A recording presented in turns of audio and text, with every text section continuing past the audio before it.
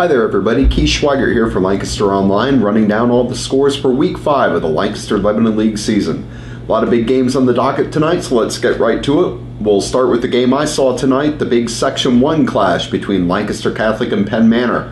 The Comets took this one 28-14. This was the first time I saw Penn Manor this year, and I gotta tell you, I was very impressed. Comets looked good on both sides of the ball.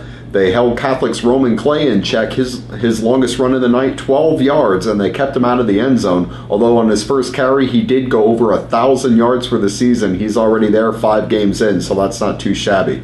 Meanwhile, though, for Penn Manor, Tyler Spangler had 2 touchdown runs. Brandon Stone ran for one and threw a touchdown pass to the quarterback, Adam Saad, on a trick play for the Comets. That play worked twice. So Penn Manor is 5-0 in the season, looking very good, tied for first place in the section with Wilson. Speaking of the Bulldogs, they stayed tied in the standings, as I mentioned. They had a blowout win tonight, crushed Cedar Crest 43-0.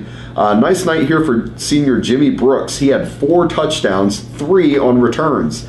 He took a punt back 71 yards to the house, and he also had 2 interceptions for touchdowns, one from 53 yards and another one from 91. And he opened the scoring tonight with a 31-yard touchdown run. The Bulldogs have won 32 straight Section 1 games. That's a very impressive streak. Elsewhere in Section 1, Manheim Township bounced back from last week's loss to Lancaster Catholic by beating up on Warwick 41-14. Big night here for quarterback Brennan Scott. He had 2 short touchdown runs from a yard each, and also went 10 of 20 for 174 yards and 3 touchdown passes in this one. It was never really close. Township was up 27-0 at halftime, so they stayed tied with Lancaster Catholic in second place. Both those teams are a game behind Wilson and Penn Manor here. Still a wide open race in Section 1, folks.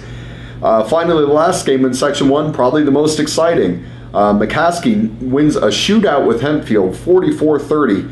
Big night for the Red Tornadoes' Deontay Cherry, who had 4 touchdowns, 2 in the ground, 2 through the air. McCaskey was up 23-7 in this one initially, but Hempfield came back. They tied it at 23. Both teams were tied at 30 later on in the game before Cherry finally put McCaskey ahead for good. He had a 72-yard touchdown catch, and then Calvin Gantz had a 9-yard touchdown run to give the Tornadoes some insurance. So McCaskey snaps its 2-game losing streak. Hempfield now has lost 3 in a row. Their season quickly becoming a nightmare. Okay, moving on to Section 2. We've got a big showdown looming here next week. Now, both the first place teams, well, 2 of the 3 first place teams win tonight. They're going to be going at it next week now. Cocalico and Manheim Central were your winners tonight. They're going to square off next week in Manheim. So Cocalico tunes up for the big game by crushing Solanco 43-7. Spencer Moser has a big night for the Eagles. He had 171 yards and 2 touchdowns on just 5 carries. Jet Janis also had 2 scores for Cocalico. They racked up 303 rushing yards in the win. Very impressive. Also impressive, Manheim Central. They just beat up on Lebanon 69-7.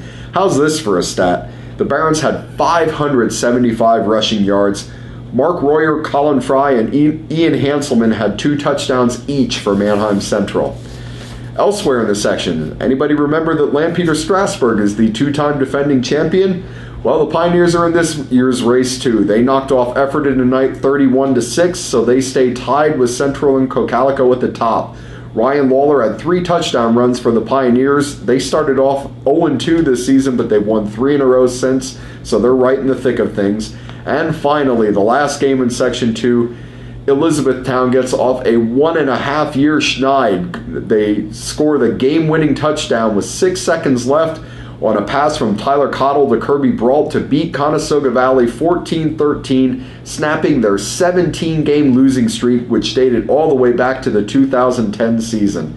E-Town was down 13-0 in this one, but Brault got them on the scoreboard with a 102-yard interception return for a touchdown, and then later, of course, got that game-winning touchdown, so congratulations to the Bears. Okay, let's move on to Section 3 now. Garden Spot, your front runner, they kept on rolling tonight. They blew out Elko 40-7, so they have sole possession of first place now. Quarterback Mitchell Martin had a big night for Garden Spot, rushing for 164 yards and 2 touchdowns, and he also threw for 211 and had 3 scores through the air. This one was close at halftime, 6-0 Garden Spot, but they just blew it open in the second half. So they go on to knock off Elko and take over first place by themselves. The Team Garden Spot beat last week. Donegal did not take long to recover. They go up against Columbia tonight and just ripped up on the Tide 60-8. Dylan Maxwell had 208 rushing yards, 4 touchdowns on the ground for Donegal, and Chris Trimby scored twice as well for the Indians, so they bounced back quickly. And also in Section 3, Pequea Valley snaps its 2-game losing streak tonight. The Braves took out Northern Lebanon 26-20. Northern Lebanon led this one 12-0 early, but PV fought back behind Hunter Smith, who had touchdown runs of 71 and 51 yards to get the comeback going. PV scored 26 straight at one point before the Vikings got one back late, but it wasn't enough. The Pequea is now 3-2 overall and picked up their first section win of the season. Northern Lebanon has lost 3 straight.